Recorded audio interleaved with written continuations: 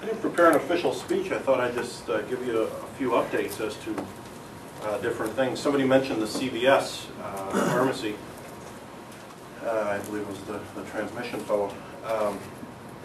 And that's an interesting project. That thing almost went belly up. I can't tell you how many times. George Orfanos, who owns the property where it's on a land lease. George is the former owner of the Journey's End Annex property. After the thing was finally signed, I called him up and I said, well, George, can you cut back on your Xanax prescriptions? Because I'm sure he was just eating those things like jelly beans. It was a very complicated project because of like 5 different things. An easement had to be established between CVS property and the hotel, and that was very, very difficult to negotiate. There was some other easement that needed to be established, which was easier but still complicated, between the property and the electric store next door. And then to really throw a monkey wrench into the works, the state has some right-of-ways and expansion plans for the highway there. And that became very difficult to negotiate because we had to deal with IDOT. So we had and then the economy was throwing monkey wrenches up all the time. So all of those things had to be coordinated, and generally we'll let the business owners negotiate all that between them. There were a number of times where we had to step in and sort of mediate the deal because it looked like it was going south, and George was making panic calls to me. And it was a good project for that corner, and we wanted it to go. And eventually, obviously, it has now. But that was a pretty anxiety-provoking time for a lot of people, and it took a long time. It took way longer than any of us thought to get that store out of the ground. I don't know how much you've heard about the Downtown Redevelopment, probably a lot. That's been a campaign issue for people since before I ran for village trustee, which was, I don't know, probably like 10 or 11 years ago, maybe 12. We're talking about it then, and well before then. What we've done, the model that we were using was that in downtown, they put the TIF in. Marilynson, those in the previous administration, put the TIF district in, and that was supposed to stimulate the growth. And in many times it can, and we thought it would. But we were trying to do everything with private money. So everything was supposed to, all the property was supposed to change hands, and all the deals were supposed to be negotiated based on private money. And we thought that made sense. And finally, I said to John Lobato, who I think you folks know, or most of you should know, he's our village administrator. I said, John, I said, this just isn't working. We have to do something different. Trying to get the properties to change hands privately just isn't working, because usually one of 2 things would happen. The developers would want it for next to nothing, or want the property, or they could get there would be 2 or 3 different pieces of property, and they'd get 2 out of the 3, or 1 out of the 2, or whatever, and then the 3rd one looked like it was coming, and then it would fall apart at the end. And we went through that, I can't tell you how many times. The other thing that would happen is the people who own the property would think gold bricks were buried underneath the property, and the prices were just astronomical. And if you looked at the prices, for example, we finally bought Sigma, which is behind Hawley Commons. It's kind of a white building. It was what they did was pack things there, packed food and things like that. I had never been in there, but they tell me, they had different jobs. Sometimes they were packing hot dogs, and sometimes they were packing candy bars and different things. And it's a great thing. We need that, but that's really not the best application for there. And that was a key piece of property for our downtown redevelopment. So there were a number of private deals that ultimately ended up falling through there. So finally, we stepped in as the village and bought that property, which we expect to go through demolition this year, next season, next construction season, which will be when the weather warms up, and demolish that piece of property. Ivan Dvorak and his crew from Cardinal Square, once that property is wrecked over, he'll probably be able to cut back on his Xanax prescriptions, because the problem is that Cardinal Square has been selling condominiums based on a concept plan, telling people, and they've been open, I've been mayor for 6 years, and they've been open many of those 6 years, telling people, hey, this is what we're going to build, and the people are going, yeah, but you said that 3 years ago in the village, nothing's happened. So Ivan and his crew have felt that it's very important for something to go, to show that progress is being made. So that's good for Cardinal Square, because then they can go on to the next. And of course the housing industry collapsed in the middle of their project. Housing industry was strong when they started it, and they got building 1 out of the ground. It's not really building 1, it's building 7 or something on the plans, but first building. And then the housing market softened right in the middle of all that, and now they're kind of waiting to go to the next building. So there's 6 or 7 total buildings planned for that development. And there's several others, and the reason those are good for downtown businesses, and what I consider the downtown is largely the TIF area and some of the associated areas. The reason that's good is it puts people in position to frequent the businesses that are there, or to buy the services that are offered. So once we have Sigma leveled off, then the plan is for that land to be available for developers, and that the developers would either pay money for that land or exchange something for that land. One of the concepts is that Village Hall will ultimately need to move from the place where it's at now to somewhere else, and that somewhere else should be somewhere between Hawley Street and U.S. Music in that area, because the village controls, I forgot how many acres that is. That's why John's always good, because John, how many acres are those? I think it's 12. Yeah, I was going to say in the low teens, so 12 sounds about right. When you take Sigma and see the train station and all the associated property is controlled by the village. So all that parking lot that's out there, and then south of the train station is actually a very nice looking building, which is we refer to as the Anatole building, but it's some number on Archer Street, Archer Avenue. We control all that property, which puts us in a very good position for the downtown redevelopment, because now all that nonsense that has to go around between private parties negotiating deals goes away, because now we have a large chunk of land. The Metro parking lot, as you see it now, will ultimately get reconfigured, and that was, we let Metro, if you remember over the history, parking lot started out about half the size that it is now. And then Metro provided a grant to expand the parking lot, and when we got that grant, we told them, hey, we've got some other plans, this goes way back, we've got some other plans, and someday we're going to want to get rid of this asphalt over here. And they said, no problem, but you're going to have to put it somewhere else. So the plan ultimately for there would be to have some type of a tiered parking structure, so you could reduce the footprint of the parking structure and open that land up for a building. But somewhere in that vicinity will be where the Village Hall goes, so that becomes a way that a developer can offset their costs, is that they build some form of a Village Hall, which we don't know exactly what that's going to be now.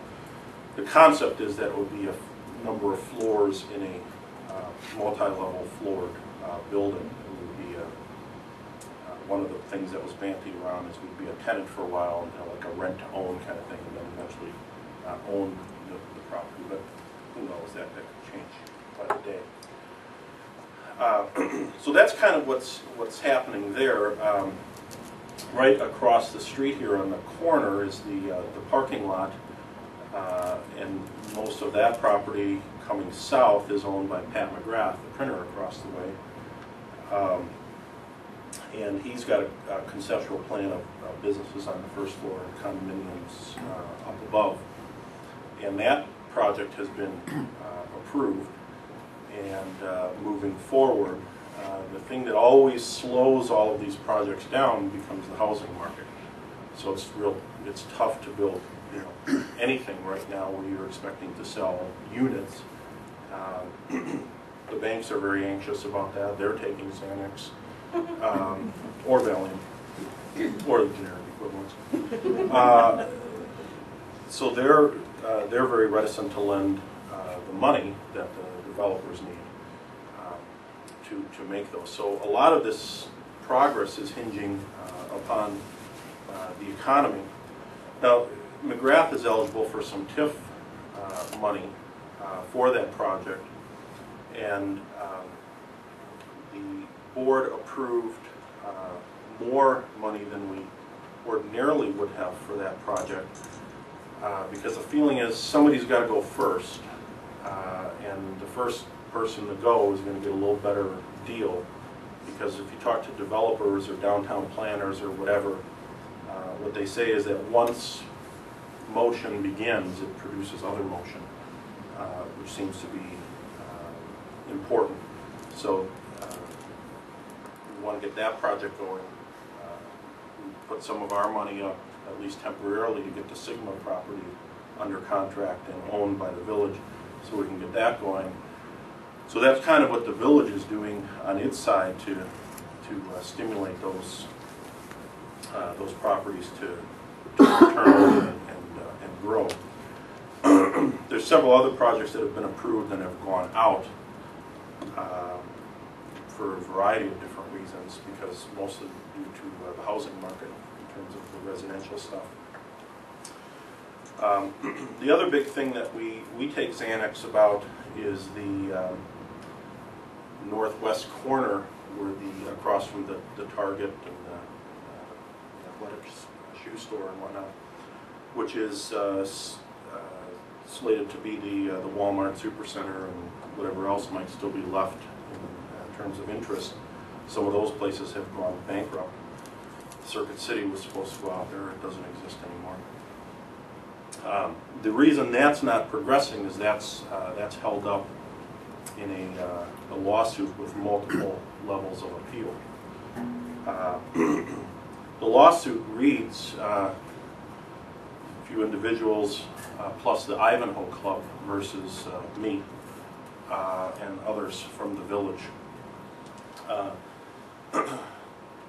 There's a Wall Street Journal article, which is very interesting to me, because if you read that Wall Street Journal article, it reads like a little bit like a spy novel.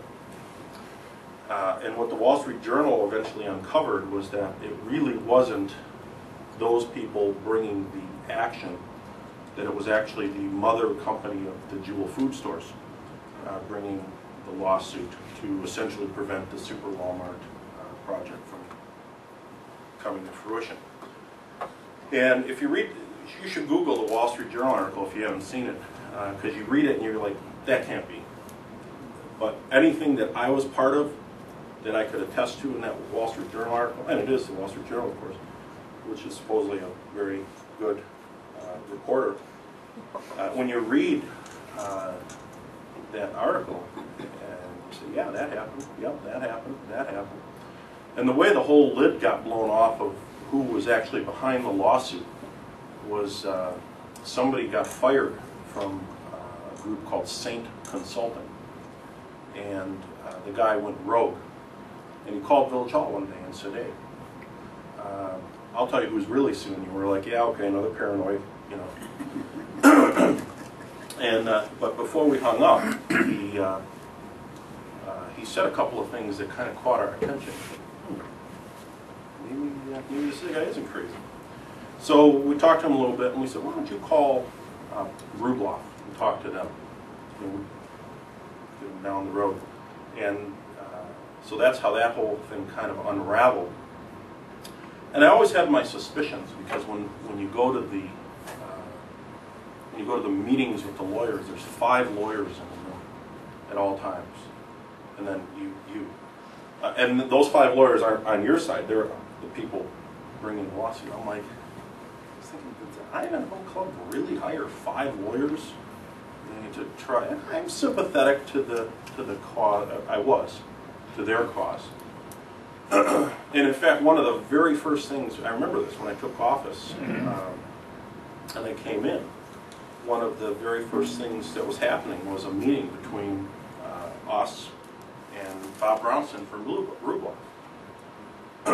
And I remember going into the conference room and I said, you know, how you doing? I'm Ken, and the mayor fully support what you're doing. And I had told him that while I was running for office, I called him. I said, I just wanted to let you know, I don't know what's going to happen in the election, but I think your project is important, and if I do get elected, you know, we're behind you. Okay. So we talked, and I said, you know, let's try to be good neighbors to the folks at Ivanhoe. You know, it's their house, and they've lived there for a long time. You know, I'm sympathetic to having a large shopping center behind your home. So he said, well, I'm going to try to do whatever I can to make it as low of an impact on those folks as possible. So we're going to see where that goes. It's on appeal again. They've appealed. The local judge, the 19th Circuit judge, said there was nothing wrong with anything we've done. It's been appealed a few times, so we're going to see where that goes. There's some counter lawsuits that have been filed by Rubloff against. We're not in that one, and that's the holdup. The reason we're taking medication to cope with our anxiety about that is that there are millions of dollars of tax revenue that shopping center would generate for the village. That without that, puts us in a very bad position, budget-wise. The other thing that's key to is a lot of road improvements, because a lot of road improvements are tied to that sales tax revenue. So when you try to go that way, and you're very frustrated, there is actually a plan that puts in, so when you're trying to go on 176 West, and somebody decides they need to make a left-hand turn at 8 o'clock in the morning, then you lose your mind because they're waiting, and now only 2 cars went through that whole light because you can't get around them. And there's a whole intersection improvement. Plans are done, ready to go, but it can't be done with no money. And the money that's going to make that happen, in large part, comes from the Rubloff development coming to fruition. So some of it's money Rubloff has to pay, some of it's money that we pay because of the tax revenue that comes up. So that project is very, very key to many things, not only in that area, but in the whole town. And that also helps us address some of our budgetary problems. The income of the village has shrunk, and since the economy went bad, our revenues have shrunk like 20% across 2 years. When you think of that's a number of millions of dollars. When you think of an operating budget, everybody says, well, cut the fat. Okay. But there's only so, you know, it's like a piece of steak. There's only so much fat on that steak, even if the cow had been eaten really good. So we've been through, we're down into the muscle now. So we did some staff layoffs last year, like actual layoffs, which were hard. We had some positions that were retirements or attrition, so that helped us, but we ended up cutting through attrition and through real layoffs, like 12 or 14 positions last year. We've got a few more that have attrited this year. I don't think we'll actually have to do a real layoff this year. But you're starting to see some of your service levels change a little. We notice them more on the operations side than you may notice them as a resident. But you'll still see them. So for example, the snowplow still comes, but it comes, it may make one less pass during that snowstorm. So instead of 6 passes, you might get 5, which I think is fine. We've cut back on salt applications. Salt became incredibly expensive a couple of 3 years ago, and no one knows why. It's like gas. No one knows why it goes up. Why is it $3.25? Nobody knows. Salt went from like nothing to like well over $100 a ton in 1 year. So as a result of that, all the villages kind of said, well, we're going to have to redo the salt plant. So now what you'll see is, instead of laying salt on your whole neighborhood this thick, it'll get laid largely at the intersections, and you'll have to take it easy on the gas pedal for the rest of the trip down Halifax Drive or whatever street you live on. But, you know, kind of makes sense to me. It used to be bone dry. So if you think about some of these things, you're seeing some subtle shifts that probably don't have a major impact on day-to-day life, but have a major impact on budget. And we'll see how this goes. Eventually, we're going to start into some of the things that may have, you'll notice a little bit more. You know, so, for example, one of the hot buttons is, programs where you're doing more than just, let's take the police department, for example. We have a community-oriented policing philosophy, which is woven into many areas of town. So some police officers are doing things that are police work. They may not be writing tickets or tackling bad guys, but they're important in that whole scheme of things. That's why you want to preserve the whole thing as much as you can. But at some point, if the budget keeps getting worse and worse and worse, at some point then you have to do things like, well, we're going to cut back on the officer at the school, cut back on this thing or that thing. So we're not there yet, but those are things that will become more noticeable. So the budget's tough right now, and we're not alone in that. Actually, we're better off than many places. One of the really bad things that has happened in some towns is they've sold a lot of bonds, and now, because their revenue shrunk so much, now they're not able to pay the bonds back. So now they've got a real crisis with that. So fortunately, we don't have that issue. The village is actually in pretty good shape with debt. We have some debt. It's like having, some villages have a mortgage and student loans, and their credit cards are maxed, and they've got a bunch of revolving charges at stores, and they're going, how are we going to pay all this? Figuratively speaking.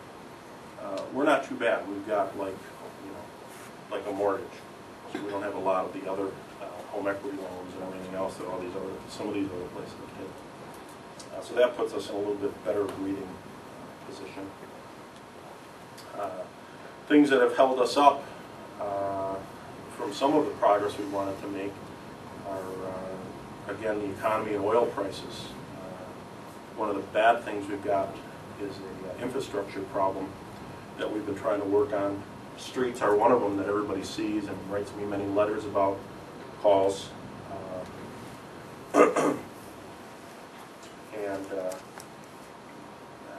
When I ran for election, it became a campaign issue. The previous administration actually doubled, in that budget year, doubled the road improvement fund from like under $1 million to like $2 million. And that's one thing people don't understand. When you come into a position like this, you actually get the previous administration's budget for the first year. So that's a little secret. And it's going to be on YouTube. So you come in May, well, that budget's already done. So the first year, you're stuck with whatever they gave you. You can't really change it. But because it became a campaign issue, I actually came in to a $2 million plus road improvement budget. So, and the tractors all came that year, and we got $2 million worth of work. And people are going, man, that guy really meant what he said. Well, yeah, I did, but it was we didn't have to wait a year to do it because the money was already planned for. And we've stayed at that level. The problem is that then oil prices started going up, and oil is in asphalt. And the asphalt prices go up. So now, what we were buying for $2 million, you know, let's say it bought you 3 miles of road. Now, it's not buying you 3 miles of road anymore. It's buying you 1.5 miles.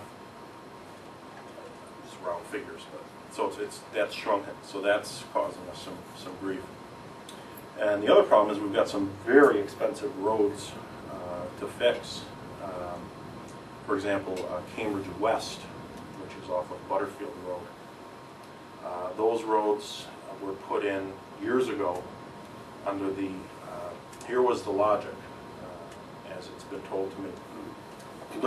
Cambridge was building in Libertyville at the time, and Libertyville insisted that they have the newest, bestest thinking at that time was that you need to use concrete for roads.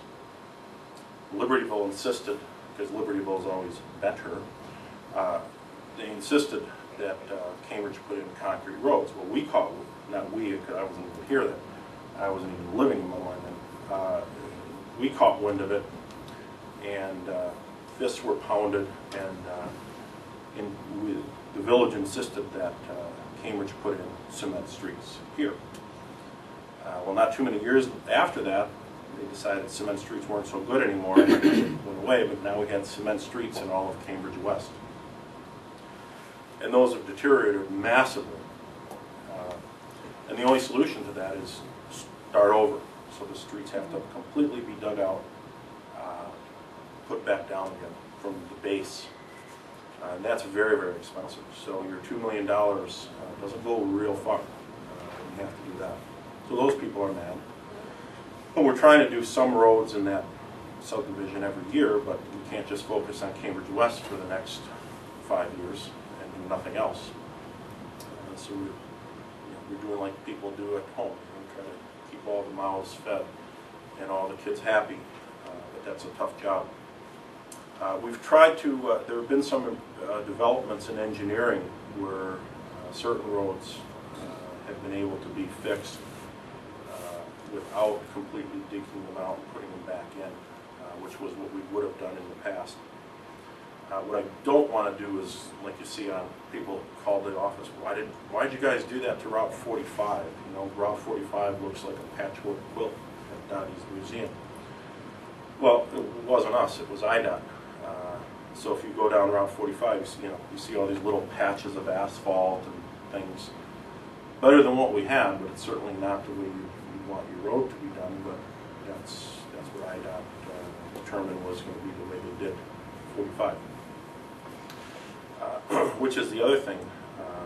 I was telling the doctor here that that's a tough time to be in office because you're limited in things you can do. How about you?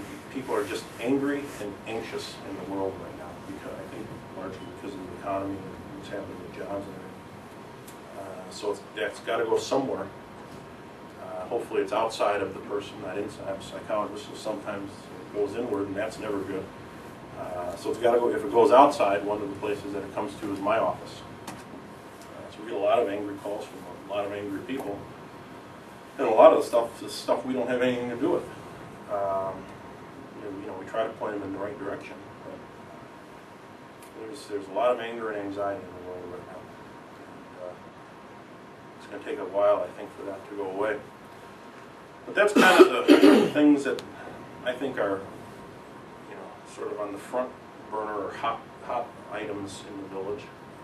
But I can answer questions or things you've always wondered.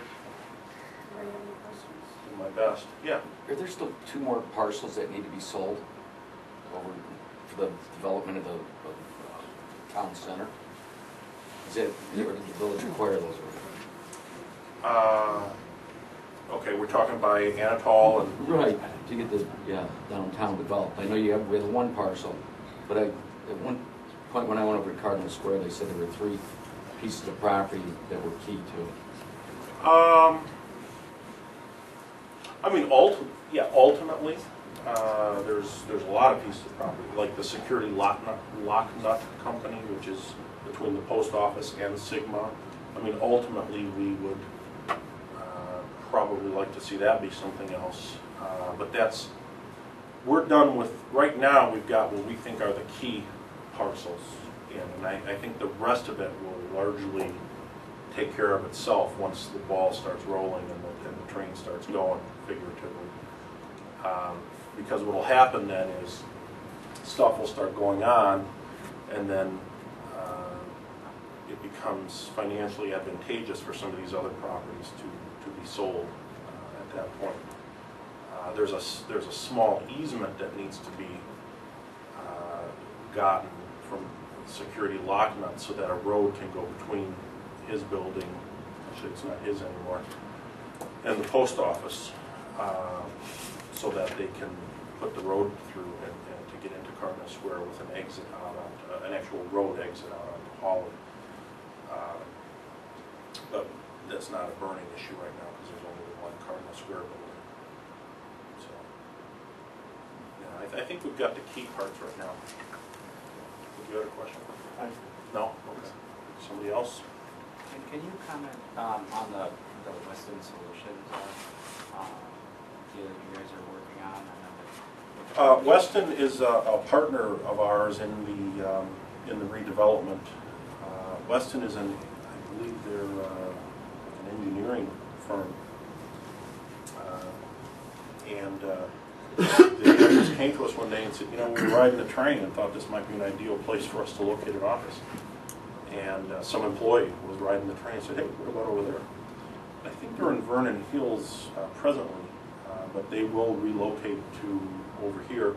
So not only will they relocate their business operations here, they're actually part of the group that's helping us with some of the land development plans. And it's actually a fairly good size company. How many employees do they have?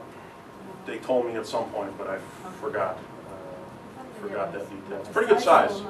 Yeah, when you get down to brass tacks, it's a pretty good size company. Yeah. So when you talk about the TIF district, what is the geography of that district, like the heart? It's like 45 this way, up to the Anatol building that way. I think I'm pointing in the right directions. Up to like 176 north, and there's a little bit of gerrymandering in there, but those are the general boundaries.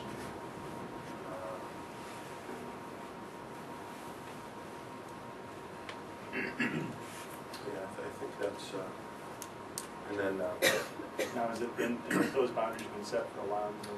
Yeah, those are actually set, when you establish a TIF district, that's set by a state the state has to somehow pass a law or some very complicated process. And actually that was done prior to my taking office. I can't be real articulate on the process other than the state's involved. To change it requires like the state to pass another law. The key concept on the TIF district is that once it's established, a clock starts running. So think of it as an hourglass where that sand is running through, and you can't put sand back up. You used to be able to get extensions, but those have become very, very hard to get. So the time, you know, when they say in contracts, time is of the essence, time is really of the essence on that, because every year that goes by is revenue you'll never see. You can't get it back. So that's why, for example, you know, on this, we felt it was better to get, and Ed Sullivan, Sr., always talks about this. He's a very sharp finance guy on the board, probably the sharpest one probably the sharpest person on the board when it comes to finance. And he always talks about this, you know, every year that goes by, we're losing opportunity. That's why we finally said, you know, we got to do something here, because, so you say, all right, so we give McGrath an extra $1 million. You know, I'm like, whoa.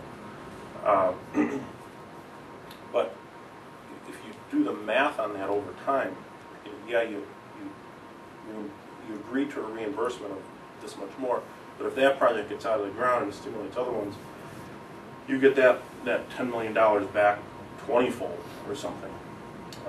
And the interesting thing about that, this is one of the things, when you give developers incentives, especially like sales tax incentives, you're paying interest on those. So you say to them, okay, after a date certain, you're going to get so much money, $10 million or whatever. You're actually paying, so you're using sales tax to reimburse them for that. You're actually paying interest on it. Most of it's like a loan. So on that deal, there is no interest. It's just, we owe you this much money, and it gets paid over time from the increment that's generated by that person's project. So it's not, you're not taking it out of, that's the thing about the TIF, is you're not taking it out of other village money. It's only from that project's money. So if the project, you can promise them $10 million, but if the project never happens, then they don't get anything. So that's how that works. Yeah. I guess to hit a little bit home, when you talk about the restrictions within the revenue base for the village, and you talk about potential police cuts, things like that, the village is a significant underwriter of Mundelein Community Connection. If put to the decision of I've got to lay off a police officer, or we've got to stop funding Mundelein Community Connection, maybe not that specific, but how do you see Mundelein Community Connection in the future of the village in light of the financial restrictions? Well, all the stuff that you see left in the budget now, and this is still in the budget, that's the, and I work at a medical school, so I maybe gross people out sometimes with analogies, but that's the muscle, okay? So all the fat's gone from either the cadaver or the steak, whichever one you want to think of. And so now that's part of the muscle. Now you're going to have to decide which part of my muscle don't I want anymore. So I can't give you an answer to that today, but other than to say it's what the village feels is important, and it's been left in there, just like fireworks. So I'm probably going to cut fireworks. If I have to cut something, I'll cut fireworks first. That'll be my first $20,000. And you're like, oh, well, that's pretty good. But that's 1/5 of a police officer. Even a new police officer is probably 1/4 of a new police. Not even 1/4, because they cost more than $60,000 when you add it all up. No, that's only a third. My math is a little off. Yeah, so that would be about 1/4 of a new police officer, or a firefighter, because they're all making about the same when they come in, or a public works. So you think, oh, 20 grand, that's pretty good, but you've got to find a lot of 20 grands before you save that one position. The board at this point has felt that some of the things like community connections, the fireworks, are important for a number of reasons. A lot of it's local reasons, and like when we had the discussions about the fireworks, people are like, oh, who cares? You're just blowing up stuff in the air.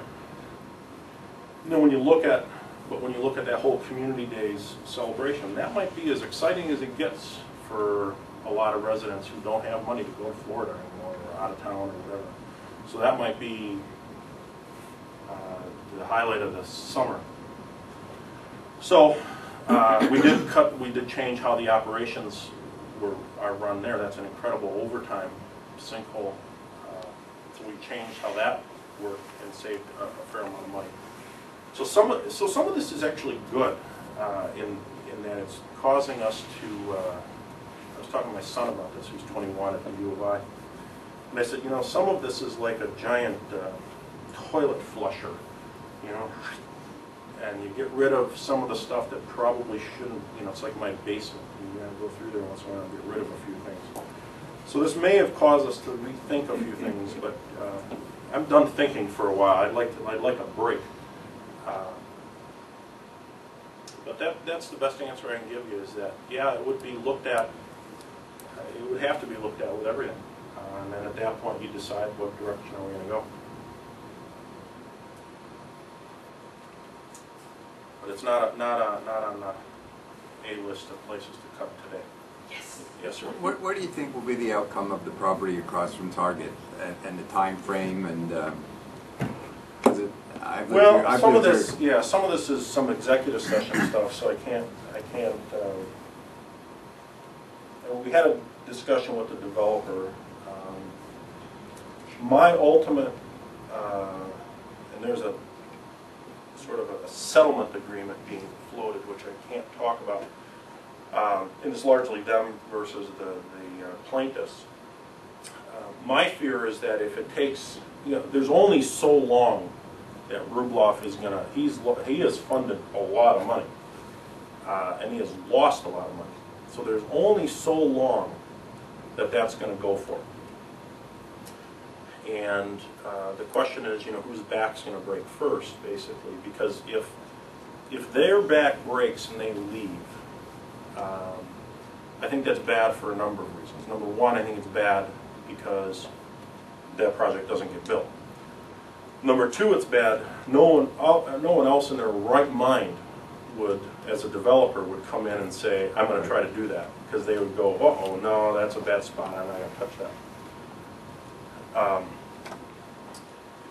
Our conversations with Bronson from Rubloff say that he's on board, ready to go, thinks this is going to get resolved, and they're going to build a development there. And I believe that's true. But if we're having the same conversation in 5 years, I don't think it's going to be true. I really think it boils down to time and how much somewhere along the line it becomes a business decision. You just say, forget it, and move on, cut our losses. That's my worry with that.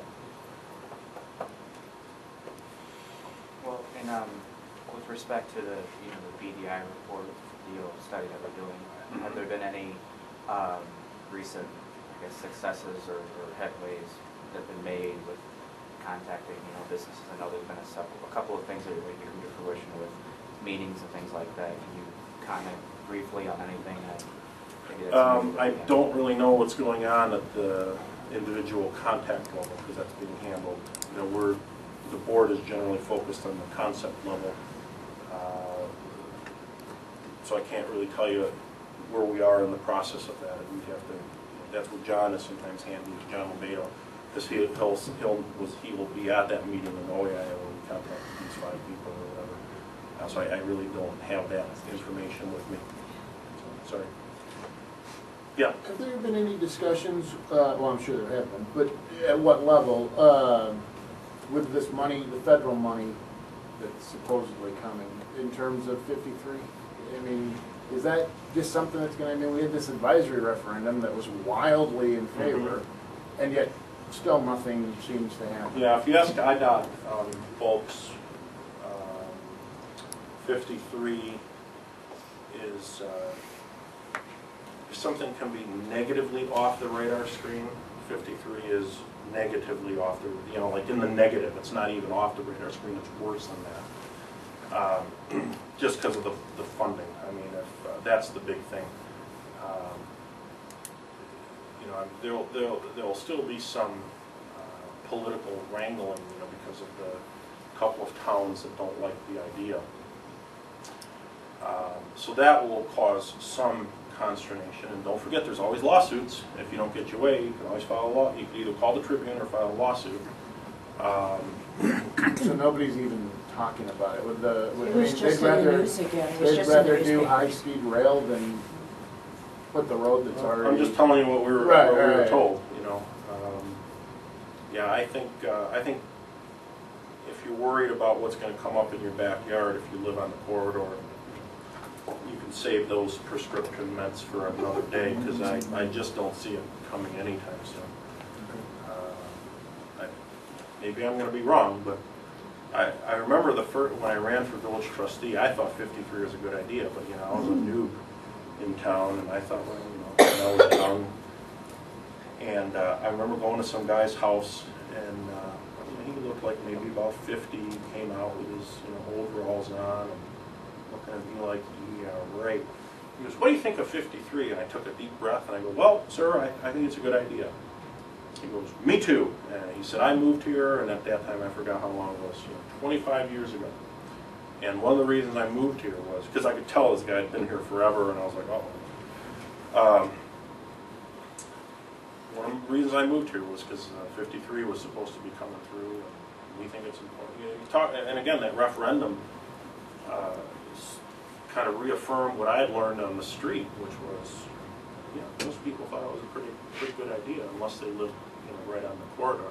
My favorite was in my neighborhood, Cambridge Country North. Now the sign says Asbury Park with Cambridge Country North and little letters underneath it.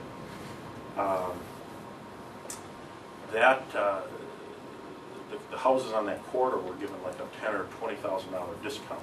Of course, when there was the No 53 campaign, they all put signs up in their front yard anyway. It's like, you can't do that. You got 20 grand off of your house because you knew you were going to be on the corridor. They still put the signs up. So, because everybody wants it both ways. So. It was in the news the last couple of days. What was it It again? was brought up again. Two areas, yeah. So I was like, oops. Yeah, they'll, it's going to take a lot of momentum and money to get that going. Well, we thank you very much. I actually have one Yeah, more. thank you. I One just more. didn't want to cut anybody else off from questions. One more. I hear very little in the discussions, including schools. Where's the village's relationship with the school district, and what are the major initiatives in terms of the schools? I mean, we have a good relationship with them. We have, they know who we are, we know who they are. We have meetings with them periodically. I mean, there's a lot of day-to-day meetings that happen about, policing and firing, fire and public works and all that. The biggest impact that I think our decisions have on schools is developments. And one of the things we've always insisted on is that the schools and developers come to agreements in terms of impact fees before, and we require a letter from schools saying, yep, we're okay with this in terms of impact fees before the project goes forward. Some of these other, District 75 is probably they worry the most because one of the problems we have in town is all the tax bases tends to be residential. That's why some of this commercial stuff is so important. The school does benefit, and 75 says, yeah, but other than what's downtown, and that's covered under the TIF for now, other than what's downtown, you can bring in a $10 trillion commercial development, and it's probably not going to benefit District 75 because none of that stuff is in their boundaries. So I would imagine the Rubloff development will go to 79 in terms of tax revenue, property tax revenue for that. Now the schools, we get the sales tax. Yeah, that would be Fremont. My guess is that that's probably where it's at without really looking at that for sure. But I know it's not 75. We get sales tax revenue from commercial development like that. They do not. They do get the property tax revenue. So I think that's where. I think we have a decent working relationship, but they kind of do their thing and we kind of do our thing in terms of most of what we do. Are you concerned about their financial strength or weakness? I don't know what it is. I don't know what it is either, so I don't know how they're. To be honest with you, I don't know how they're doing. Ed Sullivan would probably know because he always watches what they're doing. I know we're about 12 or 13% of your tax bill. The village of Mundelein is, and if I made a pie chart one time, just at home. I was going to use it, but I lost it or something. But if you look at the pie chart and look at the chunk of revenue that goes to educational institutions, it's pretty big. So that's the majority of your property tax bill. It's your school. Is Mundelein home rule? It is. So that's how we're able to, we have a 1% home rule sales tax. So what is that? I think the sales tax rate is 7 now, the state minimum. So we're actually 8 in Mundelein. Okay. Okay. All right. Very I'll good. hang out Thank for a few minutes. Judy, you wanna